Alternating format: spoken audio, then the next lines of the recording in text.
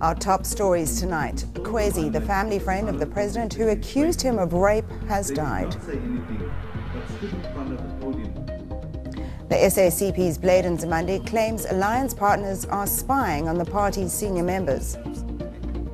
This is eNews Direct, Weekend Edition. Good evening. You can comment on any of our stories by following us on Facebook and Twitter at eNews Direct. Or you can check out our content on our website, enca.com/direct.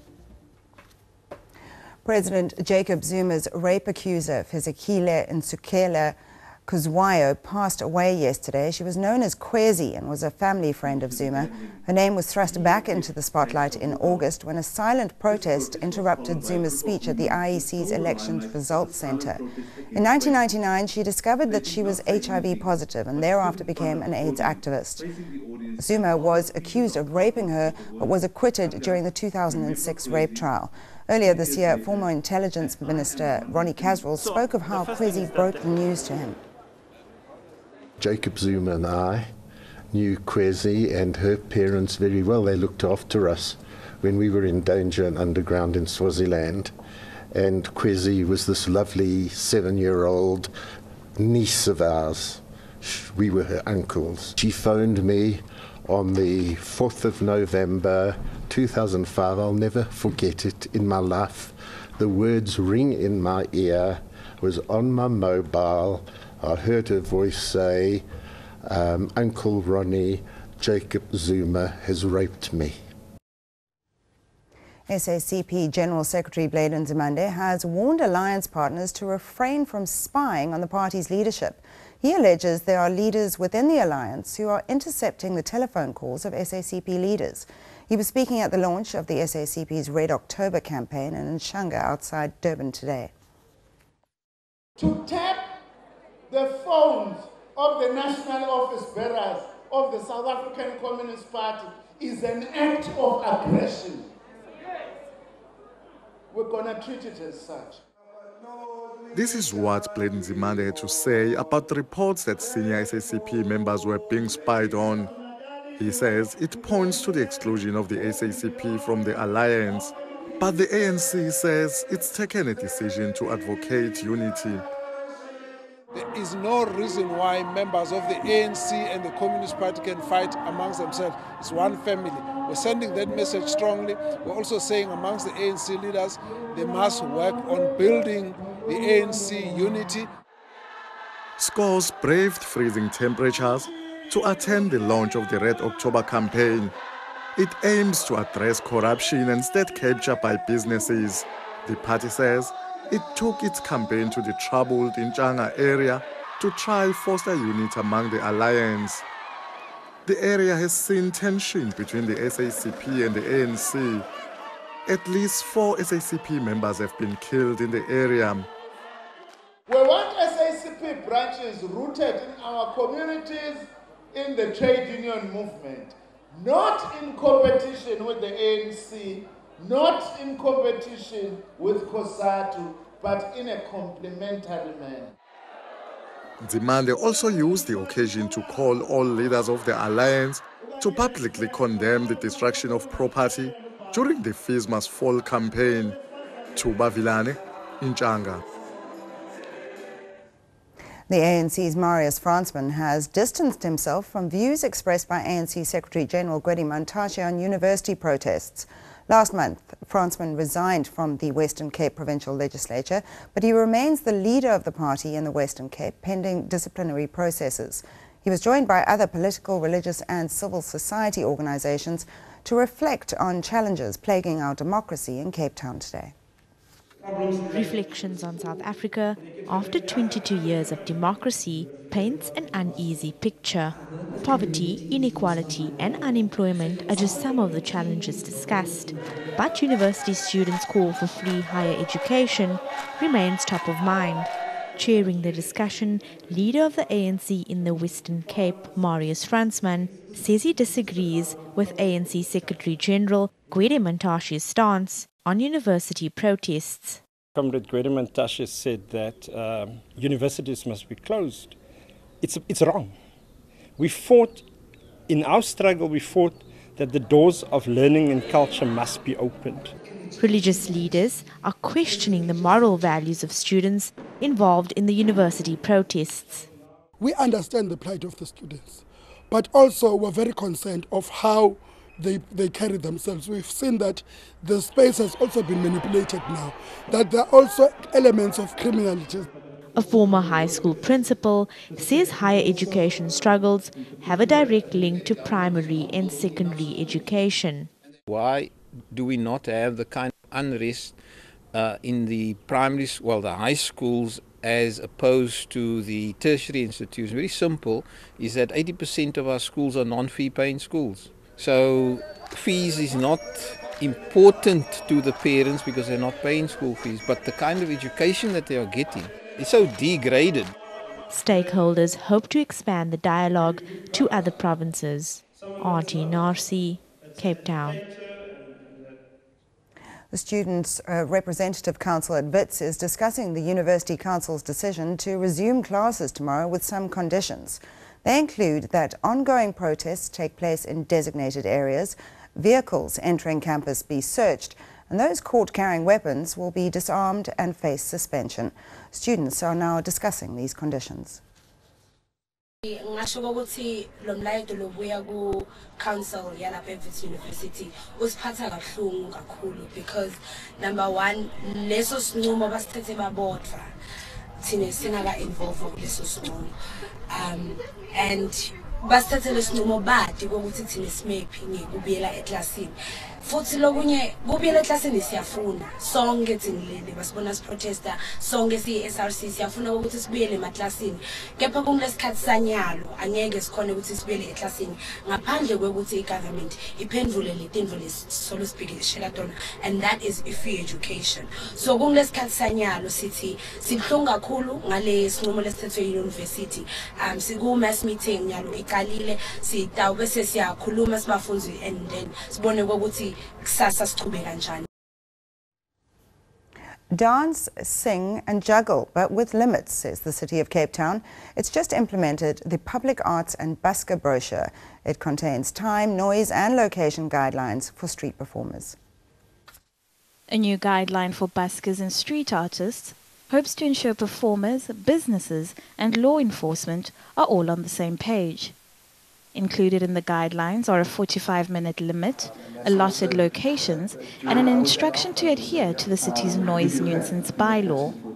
If a business, for example, raises a concern, we are able to do the site visit and see and measure the noise and see, are we well within the limits required for a particular performance. Not adhering to set rules will lead to performances being stopped, performers asked to move, or even result in a fine. In 2013, Lunga Nono was assaulted by law enforcement officials for performing outside of his allotted time. Andrews claims unclear rules allowed that incident to occur. In the past, no, there was a grey area, and that unfortunately resulted in some incidents that we had to deal with at the time. Buskers welcome the guidelines. In the past, we've had some conflict with buskers. Well, not us, but other buskers. They argue, no, it's our turn, no, it's our turn, no, you guys have been playing for so long and so long. So I think that it's good to have that control over the buskers and to give them slots and spaces. It's very important because, as my partner has said it already, we need to have control over the sport so that we can't fight. The stakeholders here see the value of busking. They want to actively encourage it, and they want to put in place inspired policies that help it to grow. Brochures containing the guidelines will be made available in 3 languages at sub-council offices. Piladi Sutusa, Cape Town. International news now, and Haiti has begun 3 days of mourning for the estimated 900 people killed by Hurricane Matthew. The storm leveled most of the settlements in the south of the country, leaving some 350,000 people in need of assistance. A Red Cross spokesperson says the international aid response is now beginning to pick up. Matthew headed on up the southeastern coast of the U.S., killing 10 people and causing extensive flooding, power cuts and damage in Florida, Georgia and the Carolinas. Ethiopia has declared a 6-month state of emergency. This follows months of anti-government protests by members of the country's two largest ethnic groups. The Oromo and Amhara complain that power is held by a tiny Tigrean elite. Hundreds have died in months of unrest, which has also targeted foreign companies, threatening international investment in the country. And more senior Republicans have withdrawn support for U.S. presidential candidate Donald Trump. There's been an outcry after a recording of obscene remarks about women became public. The latest to withdraw their support are former Republican presidential candidate John McCain and former Secretary of State Condoleezza Rice. Trump has apologized for the remarks but says he will never drop out of the presidential race.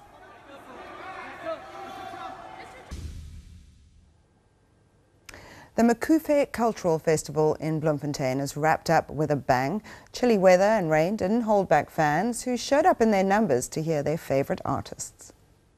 All Free State roads led to the Makufe Cultural Festival this weekend. Now in its 19th year, it attracts over 140,000 people. It's a popular initiative by the provincial government. The only festival that takes 10 days. 10 physical days. You count from 1 to 10 with 2 or 3 events per day from the morning to the evening. Now, its unique value proposition is an African element. As you can see, it's festivities, there is food, there is drinks, old friends meet.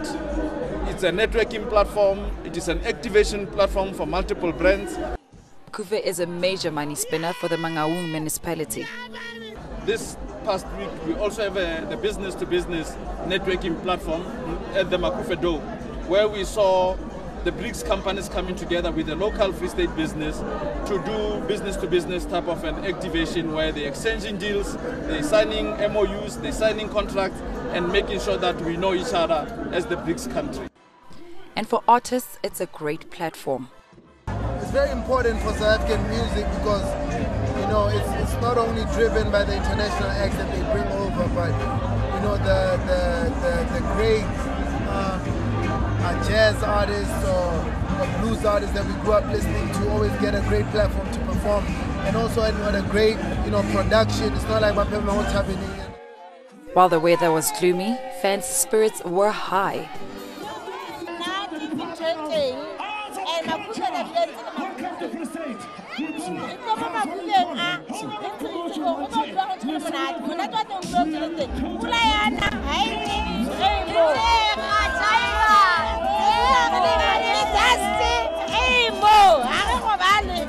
The Free State Treasury says Makufe's indirect investment to the province's purse is around 91 million rand. Lindwe Sitole, Bloemfontein. After the break, your weather update going into the new week.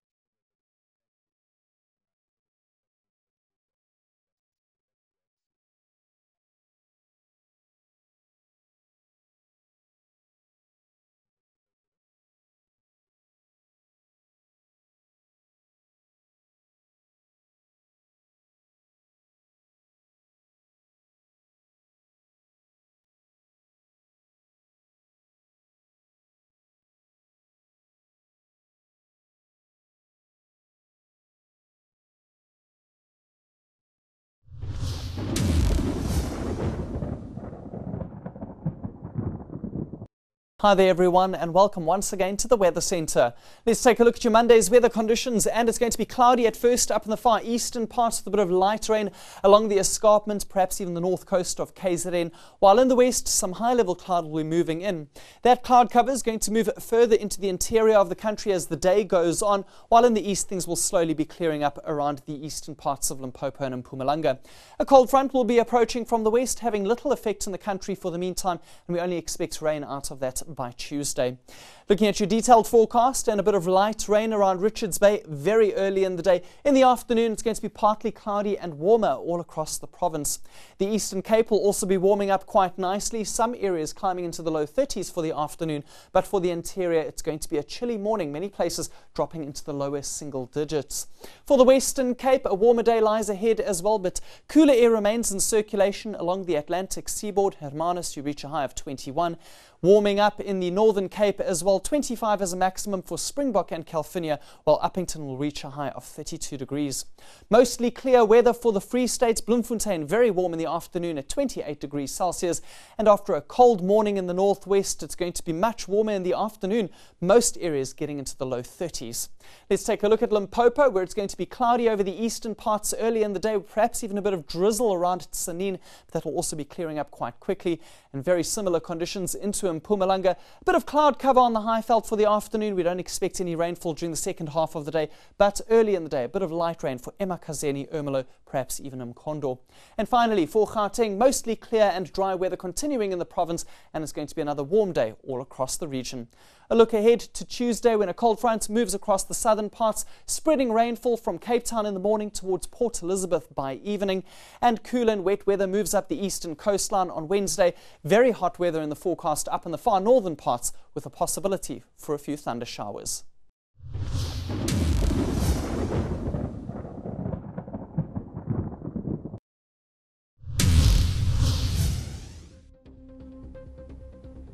A recap of our top stories now. Kwezi, the family friend of the president who accused him of rape, has died. This protest was followed by a group of women who stole the limelight. The SACP's Blade Nzimande claims alliance partners are spying on the party's senior members. And neglect to invest in And the Proteas celebrate a 6-wicket victory over Australia. onto a win, another win. And that's eNews Direct for tonight. Up next, cultural identity at issue in Blackish. To share your views, you can send an email to enewsdirect@etv.co.za. Or chat to us on Twitter and Facebook at eNews Direct. For now, it's a very good night. Good night.